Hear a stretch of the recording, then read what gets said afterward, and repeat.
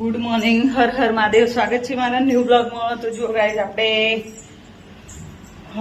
કબૂતરને દોણા નોખ્યા અને બધું ઉપર બ્રશ ને હાંથી બધું ઉપર પતાવી નાખી.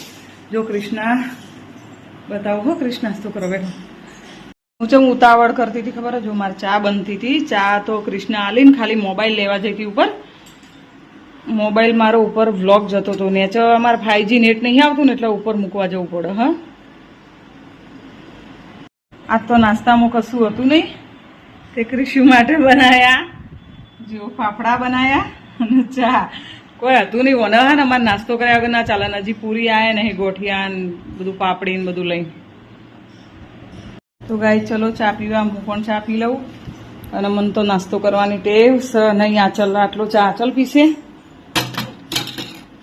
આ તો જો હું જમવામાં શું બનાવું તમે જોજો, બ્લોગમાં બન્યા રહેજો. તો ગાઈઝ, આપણે ઓમાં બફાવા માટે બધા મસાલા, દૂધી, પછી રીંગણ અને તુવેરની દાળ અને સહેજ અડદની દાળ બધા મસાલા કરીને બફાવા માટે મૂકી દીધી છે. ગેસ ચાલુ કરવાનું બાકી છે. તો ગાઈઝ જુઓ, આપણે આ ખીરું બનાવીને તૈયાર કર્યું. અડદની દાળ અને ચોખા, 3 વાટકી ચોખા, 1 વાટકી અડદની દાળ, ચપટી મેથી નોખીને મેં રાતે પલાળી દીધું હતું મીઠું નોખીને. બસ હવે અત્યારે મિક્સરમાં દહીં નોખીને દળી દીધું. આવી ગ્રેવી કરી નાખવાની. આ ટાઈપનું ખીરું બનાવી દેવાનું. હવે આપણે બનાવીએ ઇડલી. હવે આપણે લગાવી દઈએ થોડું થોડું સામાન્ય ઘી. અમારા માનસીને તો આવી રીતે ઘી લગાવેલું ગમતું જ નહીં. લગાવવા જ ના દે ને ઘી આવી રીતે. પણ આવું તો લગાવવું પડે ને, અંદર ચોટના. વિડીયો ઉતારવામાં કોઈ બાકી ના રહી જાય હો ગાઈસ. કોઈ વાટકી બાકી ના રહી જુઓ. તો બસ આપણે અંદર ભરી દઈએ ખીરું.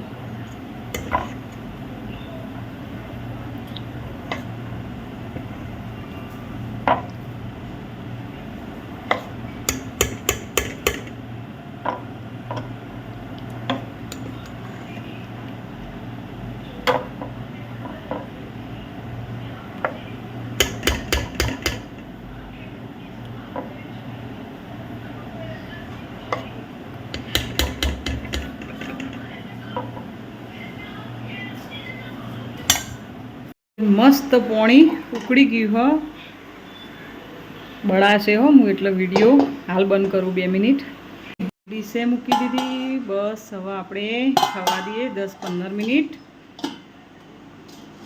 આ બાજુ ઇડલી થાય છે, આ બાજુ થાય છે દાળ સંભાર. મને દાળ જ ભૂલાઈ જાય. ગેસ ફૂલ જ રાખવાનો, ધીમો નહીં રાખવાનો.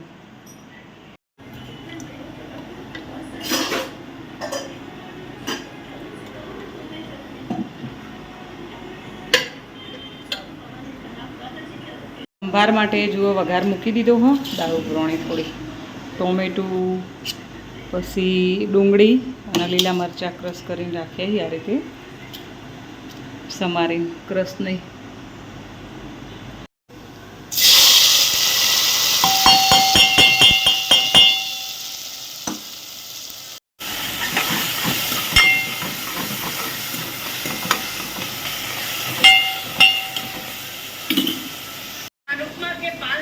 उसका सहारा बनेगी और वनराज से करेगी नफरत.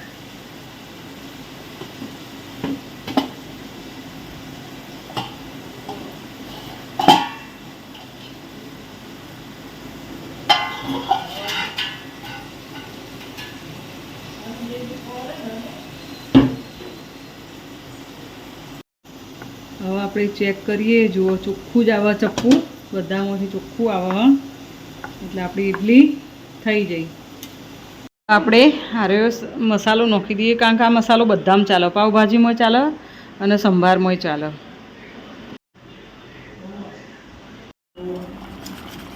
એક સાઈડ આપણી દાળ બફાઈ જઈ. થોડી આ રીતે કરી દેવાની એટલે કમ્પ્લીટ થઈ જાય. સંભાર મસાલો પણ અંદર નાખી દીધો તમે.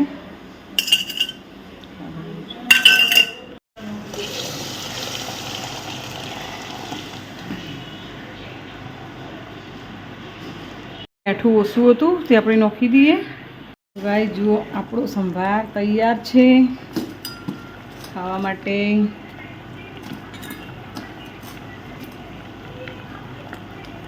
ઇડલી ઠરવા માટે મૂકી હતી, 2 ડીશ કાઢીને ઠરી જઈ. હવે આપણે બીજી મૂકીએ.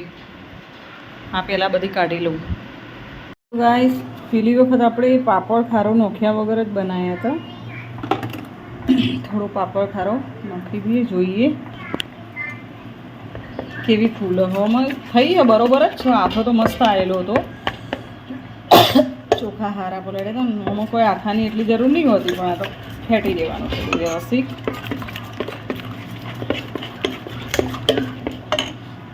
જુઓ આપણા ઇડલી સંભાર બનીને તૈયાર છે.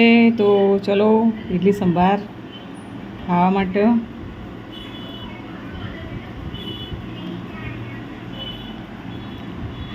મસ્ત ટેસ્ટી બન્યો. તમે પણ બનાવીને ટ્રાય કરો એકવાર.